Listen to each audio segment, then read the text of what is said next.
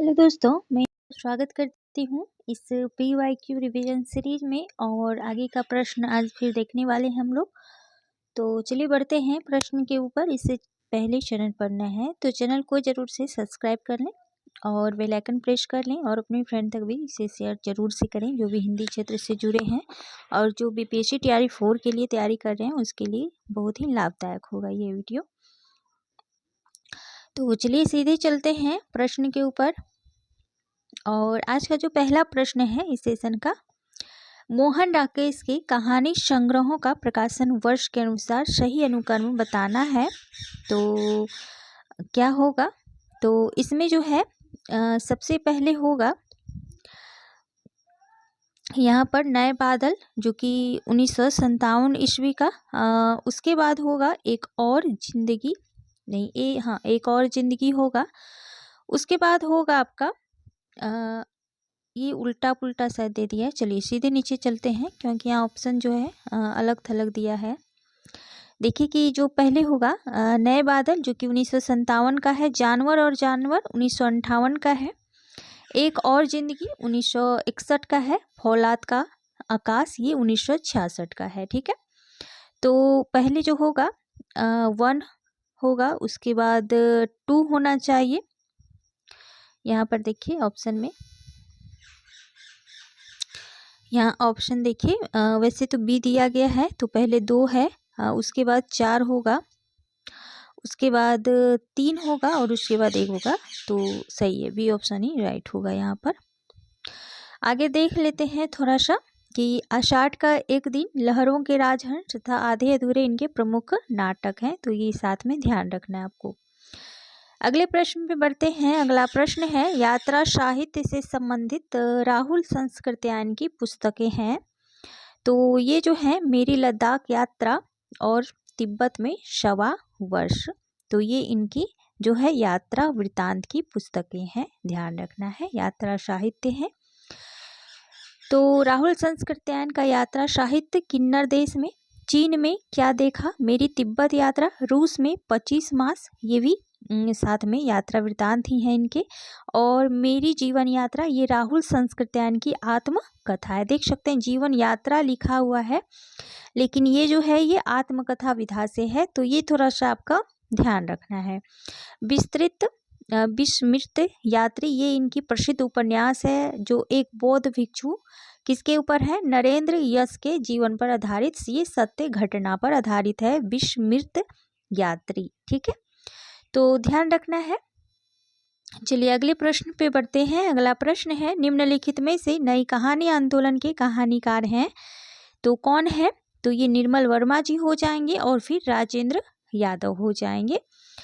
निर्मल वर्मा, राजेंद्र यादव ये नई कहानी आंदोलन के कहानीकार हैं और दूधनाथ सिंह जो है ये अकहानी आंदोलन के कहानीकार हैं। प्रमुख कहानी आंदोलन और उनके प्रवर्तक को यहाँ पर देख सकते हैं क्योंकि बहुत महत्वपूर्ण है, यहाँ से प्रश्न पूछे गए हैं और पूछे जाते हैं। तो नई कहानी जो कि इसका डेट पीरियड है 1956 और राजेंद्र यादव, मोहन राकेश और कमलेश्वर ये 3 लेखक ऐसे हैं जो नई कहानी आंदोलन के प्रवर्तक माने जाते हैं। और कहानी जो कि 1960 में ये गंगा प्रसाद बिमल इसके प्रवर्तक हैं। सचेतन कहानी 1964 ये महीप सिंह इसके प्रवर्तक हैं। सहज कहानी जो कि 1968 में हुआ था और ये अमृत राय इसके प्रवर्तक हैं। समानांतर कहानी 1972 ईस्वी और कमलेश्वर इसके प्रवर्तक हैं। और सक्रिय कहानी जो कि 1979 में है और ये जो है राकेश वत्स इसके प्रवर्तक हैं। तो ये प्रमुख कहानी आंदोलन है, ध्यान रखना है, और ये प्रवर्तक हैं और ये वर्ष है कब हुआ है आंदोलन। तो ये काफ़ी महत्वपूर्ण है ये स्लाइड, तो अगर आप स्क्रीनशॉट लेना चाहें तो आप ले सकते हैं क्योंकि यहाँ से आपके प्रश्न पूछे जाते हैं। आगे बढ़ते हैं अगले प्रश्न पे। अगला जो प्रश्न है क्या है कि निम्नलिखित में से राम की शक्ति पूजा से संबंधित उपयुक्त कथन कौन से हैं?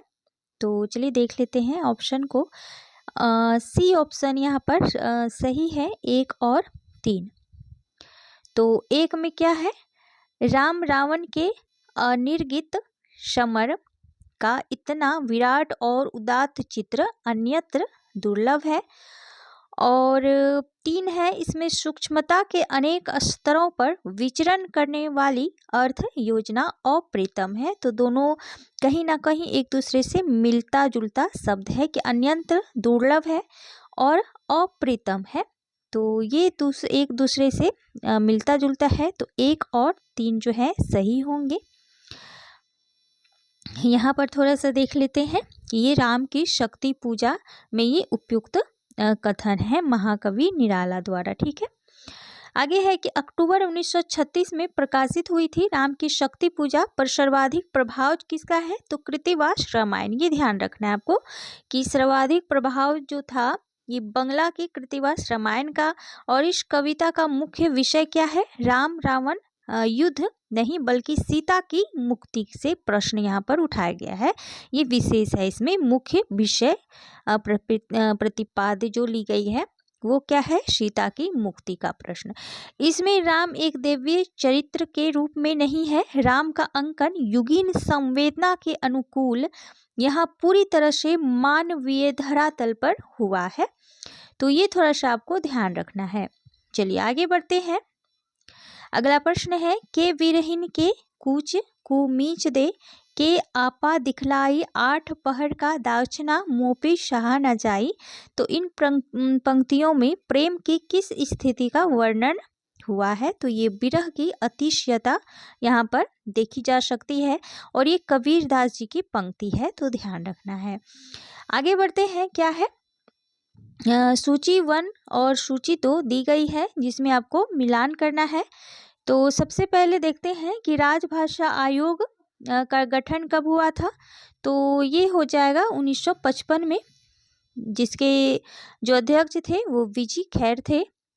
उसके बाद हो जाएगा राष्ट्रपति का आदेश, ये 1960 में होगा।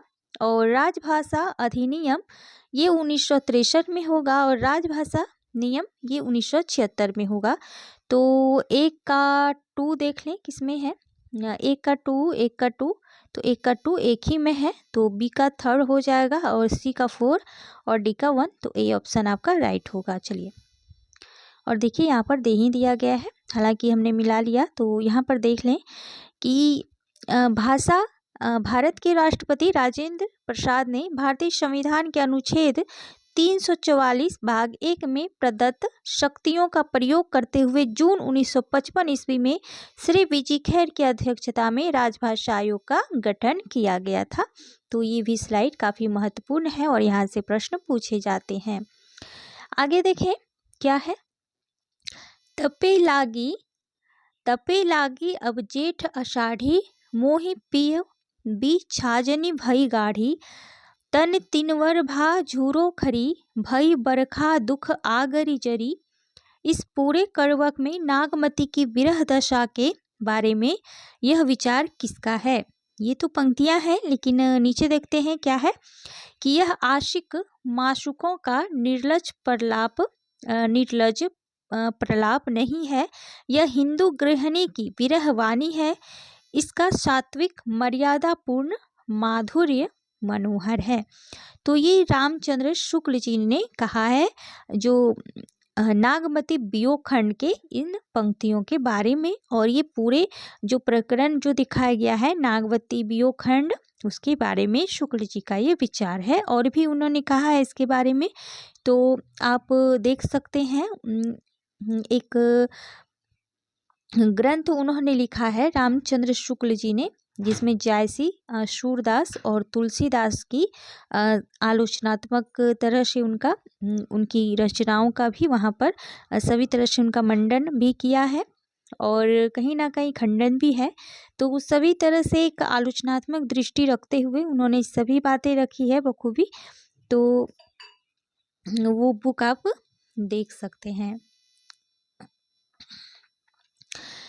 तो ये रामचंद्र शुक्ल ने पद्मावत को सबसे क्या माना है? प्रौढ़ और सरस प्रेम गाथा की परंपरा में ये माना है पद्मावत को, ठीक है, जो कि जायसी का है और ये 1540 की रचना है। तो ये ध्यान रखना है। आगे चले, आगे क्या है? शिवपालगंज गांव का चित्रण किस उपन्यास में किया गया है? तो ये डायरेक्ट प्रश्न पूछा गया था।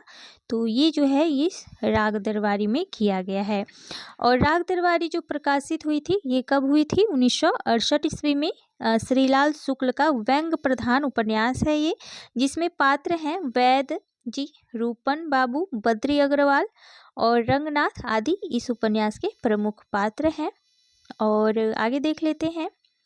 राग दरबारी के संदर्भ में गोपाल राय लिखते हैं कि राग दरबारी उत्तर प्रदेश के पूर्वांचल का एक कस्बा नुमा गांव शिवपालगंज की कहानी है। उस कहानी की जिंदगी का दस्तावेज जो स्वतंत्रता प्राप्ति के बाद ग्राम विकास और गरीबी हटाओ के आकर्षक नारों के बावजूद घिसट रही है। तो ये गोपाल राय जी का कथन है राग दरबारी के विषय में। आगे है कि जुलूस, जो कि 1966 फणीश्वर नाथ रेणु का उपन्यास है, जिसमें गोडियार यानी कि पूर्वी बंगाल गांव से विस्थापित एक युवती पवित्रा को केंद्र में रखा गया है। तो ये भी ध्यान रखना है, जुलूस के बारे में है। आगे बढ़ते हैं अगले प्रश्न के ऊपर। अगला प्रश्न है सूर्यकांत त्रिपाठी निराला के बारे में रामचंद्र शुक्ल की क्या स्थापनाएं हैं? तो निराला जी में बहुवस्तु स्पर्शनी प्रतिभा है। तो ये तो उन्होंने कहा ही है। प्रसाद और पंत की तरह निराला में लाक्षणिक वैचन्य की प्रवृत्ति है। निराला जी को सामाजिक बंधन पसंद थे। तो ये तो कभी बोल ही नहीं सकते, क्योंकि वो तो छंद मुक्त सामाजिक बंधन से ये थे। और निराला जी पर बंग भाषा की काव्य शैली का प्रभाव था। तो पहले जिसमें 3 होगा ये तो कट ही जाएगा, बचा 1 और 2। ठीक है, तो 1 तो दोनों में है, तो 1 तो सही होगा। इसका देख लेते हैं, सी होगा। सी क्योंकि 4 है, क्योंकि बंग भाषा का काव्य शैली का प्रभाव तो उनमें बखूबी देखा ही जाता है। तो सी ही ऑप्शन होगा। रामचंद्र शुक्ल के अनुसार निराला में लाक्षणिक वैचन्य लाने की प्रवृत्ति उतनी नहीं पाई जाती जितनी प्रसाद और पंत में। साथ ही उनका कहना है कि जिस प्रकार निराला को छंद के बंधन अरुचिकर हैं, उसी प्रकार सामाजिक बंधन भी। तो देख सकते हैं यहाँ पर सारी बातें क्लियर हो गई कि उनको सामाजिक बंधन जो है अरुचिपूर्ण था, वो नहीं मानते थे ऐसा कोई बंधन। निम्नलिखित में से क्या क्या अलंकारों के अंतर्गत आते हैं? तो एक तो दीपक हो जाएगा, दूसरा उल्लेख, ये जो है अलंकारों के अंतर्गत आते हैं। और रोमांच और वैदर्भी ये क्या है? तो यहाँ पर देख सकते हैं आप,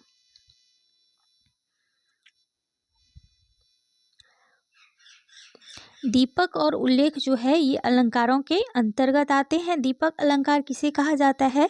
जहाँ उपमेय और उपमान दोनों का एक धर्म कहा जाए, वहाँ दीपक अलंकार होता है। उदाहरण देख लें कि संगते जति कुमंतते राजा, मानते ज्ञान पान ले लाजा, पानते लाजा, प्रीति प्रणय विनु मदते गुनी, ना सही वेगी नीति अश सुनी। तो दोनों उपमेय और उपमान दोनों एक ही धर्म यहाँ पर दर्शा रहे हैं, तो इसे दीपक अलंकार कहा जाता है। अब देख लें कि उल्लेख अलंकार किसे कहा जाएगा? जब किसी वस्तु का अनेक प्रकार से वर्णन किया जाए तब उल्लेख अलंकार होता है। जैसे जाकी रही भावना जैसी, यहाँ पर अप्रभु मूरत देखी तिन तैसी, देखहि भूप महारणधीरा, मनहु वीर रस धरे शरीरा। तो ये जो है बार बार जो उल्लेख की गई है इस पंक्ति में, तो ये उल्लेख अलंकार कहलाएगा। आगे है कि देखिए कि रोमांच क्या है? तो रोमांच जो है सात्विक अनुभव के 8 प्रकारों में से एक है। आचार्य वामन ने रीति के 3 भेद बताए हैं, जिसमें वैदर्भी, गौरी और पंचाली आती है। और वैदर्भी रीति क्या होती है कि माधुर्य व्यंजक वर्णों से युक्त समास रहित ललित पद रचना को वैदर्भी रीति कहा जाता है। तो यहाँ पर हम लोगों ने कितने प्रश्न को देखा? तो एक साथ कई प्रश्नों को यहाँ पर देखा। दीपक अलंकार, उल्लेख अलंकार, रोमांच क्या होता है, अनुभाव कितने होते हैं? तो 8 अनुभाव होते हैं। आचार्य वामन ने रीति के कितने भेद बताए हैं और कौन कौन से हैं, सभी देखे। और साथ में वैदर्भी रीति किसे कहा जाता है तो एक साथ कई प्रश्नों को यहाँ पे हल करते हैं। आगे प्रश्न, अगला प्रश्न को देखते हैं कि कथन दी गई है, अभिकथन और कारण है। अभिकथन है, उपन्यास मानवेतर चित्रण का निषेध करता है क्योंकि वह मानव चरित्र चित्रण पर विशेष बल देता है। तो क्या ये आपको सही लग रही है? तो ए तो असत्य है, लेकिन आर सही हो जाएगा। अगला प्रश्न भी बढ़ते हैं। अगला प्रश्न है, कामता प्रसाद गुरु के अनुसार निम्नलिखित का हिंदी भाषा की उत्पत्ति के अनुसार सही क्रम है। तो सबसे पहले जो है शोरसेनी आएगा, उसके बाद नागर अपभ्रंश, उसके बाद पश्चिमी हिंदी और फिर वर्तमान हिंदी। तो 1 2 3 4, तो ये सीरियल नंबर ही होगा, तो एक ही होगा इसका। यहाँ पर थोड़ा सा देख लें, क्योंकि यहाँ से प्रश्न आपके 100% पूछे जाते हैं कोई भी एग्जाम में। तो देखें, सबसे पहले शोरसेनी, फिर नागर अपभ्रंश, उसके बाद पश्चिमी हिंदी, वर्तमान हिंदी। कामता प्रसाद गुरु के अनुसार हिंदी भाषा की उत्पत्ति का अनुक्रम देख लें।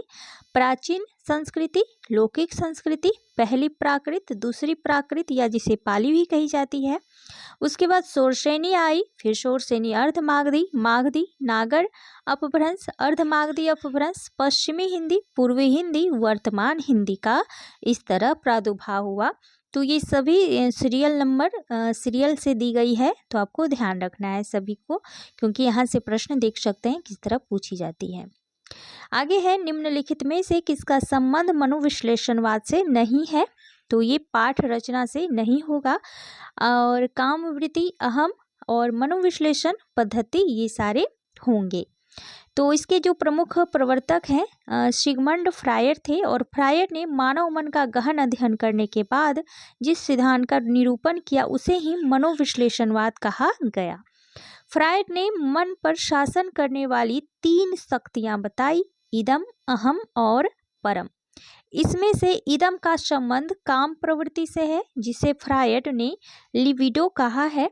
अहम इदम का वह अंश है जिसका विकास बाहरी पर्यावरण से होता है। तो ये फ्रायड का विचार था मनोविश्लेषण के बारे में। आगे देख लेते हैं, अगला प्रश्न है, तीसरी कसम कहानी में चित्रित है। तो ये जो है ये फारबिसगंज और दूसरा है सिरपुर बाजार, तो सी ऑप्शन तो सही होगा। और ये तीसरी कसम को मारे गए गुलफाम आदि नाम से भी जाना जाता है, और इसमें हीरामन नामक गाड़ीवान तथा नौटंकी कंपनी में काम करने वाली हीराबाई का इसमें जिक्र हुआ है, जो कि प्रमुख पात्र के रूप में भी देखी जा सकते हैं इसमें, इस कहानी में। अगला प्रश्न है, तुम्हारा पथेर दावी पढ़ लिया पुस्तक उत्तेजक है, अर्थात अंग्रेजी शासन के विरुद्ध पाठकों के मन को अप्रसन्न करती है। आवारा मसीहा में यह किसका कथन है? तो ये रविंद्रनाथ टैगोर जी का है। और ये जो पुस्तक जो आवारा मसीहा है, ये जो है ये किसका है? तो ये विष्णु प्रभाकर जी का है, जो कि ये कथन है रविंद्रनाथ टैगोर का। किस पुस्तक से ली गई है? तो आवारा मसीहा से, जिसके जो लेखक हैं वो विष्णु प्रभाकर जी हैं। और ये जो प्रसिद्ध ये ग्रंथ है आवारा मसीहा, ये किसके जीवन पर आधारित है? तो शरद चंद्र चट्टोपाध्याय की जीवनी है। इस जीवनी को लिखने में लेखक को 14 वर्ष का लंबा समय लगा था। तो ये फैक्ट जो है महत्वपूर्ण है, ध्यान रखना है आपको। अब देखिए कि ये जो है अवतरण आ गया है, तो इसे थोड़ा सा ये लंबा हो जाएगा, तो डायरेक्ट प्रश्न पे ही चलते हैं, क्योंकि खुद से कीजिएगा तो ज़्यादा आपको बेनिफिट मिलेगा, क्योंकि ये अभ्यास वाला प्रश्न है सारे। तो डायरेक्ट प्रश्न के ऊपर हम आएंगे। उपयुक्त अवतरण के संदर्भ में निम्नलिखित में से कौन सा कथन सही नहीं है? तो कौन से सही हैं ये सारे देखते हैं। तो पशुओं का क्रोध सीधे सीधे अपने शताने वाले के प्रति होता है, तो बिल्कुल होता है, आप दैनिक जीवन में भी देखते हैं। पशुओं का प्रेम अपने बच्चों और मालिक के प्रति होता है, बिल्कुल होता है। पशुओं का प्रेम मनुष्य के प्रेम से सीमित होता है, ये भी सही है, लेकिन पशु मात्र की परेशानी से दुखी होते हैं, ऐसा नहीं है। अब कोई भी जानवर रखते हैं, घर में पालते हैं, तो रहते रहते उसको भी आपसे प्रेम होता है और आप अगर परेशान होंगे तो ज़रूर उससे वो परेशान होता है। तो बी ऑप्शन जो है ये गलत हो जाएगा। चलिए अगले प्रश्न पे बढ़ते हैं। अगला प्रश्न है, उपयुक्त अवतरण के संदर्भ में निम्नलिखित में से कौन सा कथन सही है। अब यहाँ पर सही पूछी जा रही है। तो मनुष्य के क्रोध और करुणा पशु से अधिक व्यापक नहीं है। तो ये क्या है, सही है पूछा गया है, तो ये गलत हो जाएगा। मनुष्य के क्रोध और करुणा मनुष्य तक सीमित है, तो ये भी गलत हो जाएगा। मनुष्य के क्रोध और करुणा प्राणी मात्र तक व्यापक है, तो ये सही होगा। मनुष्य के क्रोध सिर्फ मनुष्य को परेशान करने वाले पर होता है, तो ऐसा नहीं है। अगर वो क्रोध में हो तो वो किसी जानवर को भी नुकसान पहुंचा सकते हैं, तो सी ऑप्शन आपका राइट होगा। चलिए आगे प्रश्न पे बढ़ते हैं। अगला प्रश्न पे, उपयुक्त अवतरण के आधार पर कौन सा कथन सही है। तो सही पूछा जा रहा है। तो इस अवतरण के आधार पर तो काव्य भाव उत्तेजना के माध्यम से जीवन का कायाकल्प करता है, तो ये पढ़ने का कोई मतलब ही नहीं आगे। चलिए, क्योंकि वो गलत था। अगले प्रश्न पे बढ़ते हैं। उपयुक्त अवतरण के आधार पर निम्नलिखित में से कौन सा कथन सही नहीं है। अब यहाँ सही नहीं है पूछा गया है, तो जो सही है उसे हम देखेंगे और साथ में जो सही नहीं है उसे भी देखेंगे। तो यहाँ पर डी जो है ये सही नहीं है, बाकी जो सही है उसे देखते हैं। मनुष्य की सौंदर्यानुभूति सभी प्राणियों से व्यापक है, सही बात है। मनुष्य की सौंदर्यानुभूति पशु जाति से बढ़ी चढ़ी है, बिल्कुल है। मनुष्य जड़ चेत सबके सौंदर्य पर रिझने वाला श्रेष्ठ प्राणी है, बिल्कुल है। मनुष्य की सौंदर्यानुभूति प्राणीतर है, तो ऐसा नहीं है। वो और प्राणीतर भी अपनी सौंदर्यानुभूति उनका वहाँ तक भी पहुँचा है, तो ये गलत हो जाएगा, तो ऐसा नहीं है। चलिए अगला प्रश्न है कि उपयुक्त अवतरण के आधार पर इनमें से कौन सा कथन सही है। अब यहाँ पर सही देखना है सिर्फ। तो मनुष्य का प्रेम और द्वेष पशुओं से अधिक व्यापक है, ये बिल्कुल सही है। अब देखिए कि फिर एक अवतरण दिया गया है, लेकिन अगर इसे पढ़ेंगे तो ज़्यादा टाइम लेगा ये, तो सीधे प्रश्नों के ऊपर चलते हैं। उपयुक्त अवतरण के आधार पर निम्नलिखित में से कौन सा कथन सही नहीं है। तो नहीं है पूछा गया है, तो आप जिस तरह अवतरण पढ़िएगा आपको ये आसानी से समझ आ जाएगा और आसानी से बन जाता है ये। लेकिन हाँ, इसको रोज 1-2 स्लाइड जो है आप अभ्यास इसे जरूर करें, क्योंकि जब तक आप अभ्यास नहीं कीजिएगा ये प्रश्न आपसे नहीं बनेंगे और समझ भी नहीं आएंगे। तो इसके लिए आपको अभ्यास करने की ज़रूरत है, तो ज़रूर से अभ्यास करें। चाहे आप BPSC TRE 4 के लिए तैयारी कर रहे हैं या फिर UGC नेट के लिए या फिर TGT PGT अन्य कॉम्पिटेटिव एग्जाम, तो ये जो है अवतरण अब पूछे जाते हैं और BPSC TRE 4 में भी 2-3 अवतरण जो है पूछे जाएंगे ही। तो इस तरह से आप इसका अभ्यास करते रहें, आपका अच्छा स्कोर बनेगा इसमें। तो सही कथन नहीं है, तो मूल समस्याएं बहुत बदल गई हैं, ये सही नहीं है। हालांकि जो सही है उसे देखते हैं। परिस्थितियां बदल गई हैं, उपकरण नए हो गए हैं, बिल्कुल। उलझनों की मात्रा बढ़ गई है, तो ये तीनों सही होंगे, लेकिन ये गलत पूछा गया है, तो यही आपका सही होगा। चलिए अगले प्रश्न में बढ़ते हैं। अगला प्रश्न है, उपयुक्त अवतरण के आधार पर निम्नलिखित में से कौन सा कथन सही है। तो सही है, अपने को अपने अनुशासन में रखना चाहिए, बिल्कुल ये सही होगा। अगला प्रश्न है, उपयुक्त अवतरण के आधार पर निम्नलिखित में से कौन सा कथन सही है। तो नए अनुसंधान के बावजूद हमें अपनी परंपरा की अच्छी बातों को बचाकर रखना चाहिए। तो ये आपके ऊपर भी निर्भर करती है ये बातें। सही बात है कि अनुसंधान चाहे नहीं हो, लेकिन अपनी परंपरा और संस्कार को बचाकर रखनी चाहिए। उसे नए अनुसंधान के अनुसार नहीं बदलना चाहिए। हाँ, जो बदलाव के लायक हो उसे ज़रूर बदलें, लेकिन कुछ ऐसी परंपरा है जिसे बचाकर धरोहर के रूप में रखनी चाहिए। तो ये ऐसे तो अवतरण के हिसाब से ये प्रश्न पूछा गया है, लेकिन ये आपके व्यक्तित्व पर और दैनिक रूप से भी आपके संस्कारों, आपकी परंपराओं और बहुत तरह से ये मान्यता रखती है। तो इस तरह से भी आप डायरेक्ट आंसर कर सकते हैं, कठिनाई नहीं है इसे करने में। आगे है, उपयुक्त अवतरण के आधार पर कौन सा कथन सर्वाधिक उपयुक्त है। अब देखिए कि सर्वाधिक, अब उपयुक्त तो सभी है इसमें, ठीक है, लेकिन सर्वाधिक उपयुक्त है पूछा जा रहा है। तो यहाँ पर बी आंसर दिया गया है आंसर की के द्वारा, पुराने को विवेक पूर्वक ग्रहण करना चाहिए, जो कि अभी धरोहर के रूप में बताया गया।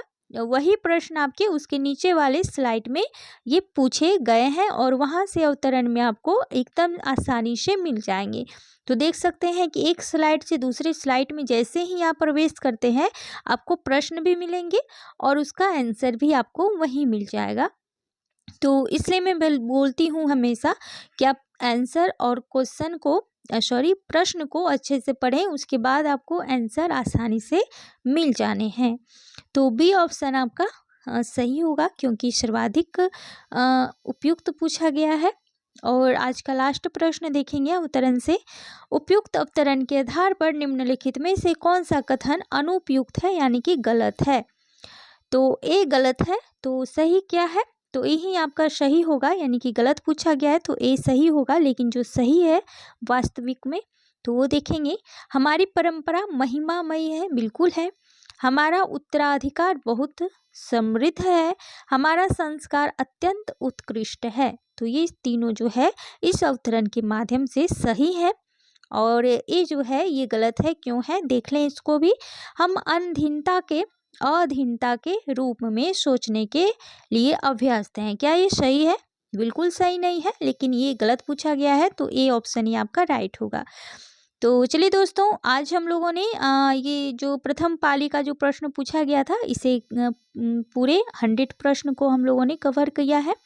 अब इसके बाद जो है सेकंड शिफ्ट में किस तरह के प्रश्न पूछे गए थे वो भी हम लोग अगले सीरीज में देखेंगे। तब तक के लिए अगले सीरीज को देखने के लिए चैनल पर नए हैं तो चैनल को जरूर से सब्सक्राइब कर दें और बेल आइकन जरूर से प्रेस कर दें, फ्रेंड तक भी शेयर करें, क्योंकि जो भी बीपीएससी तैयारी 4 के लिए तैयारी में लगे हुए हैं बिल्कुल इसे देख सकते हैं। यहाँ से आपको बहुत सारे बेनिफिट मिलेंगे एग्जाम के लिए।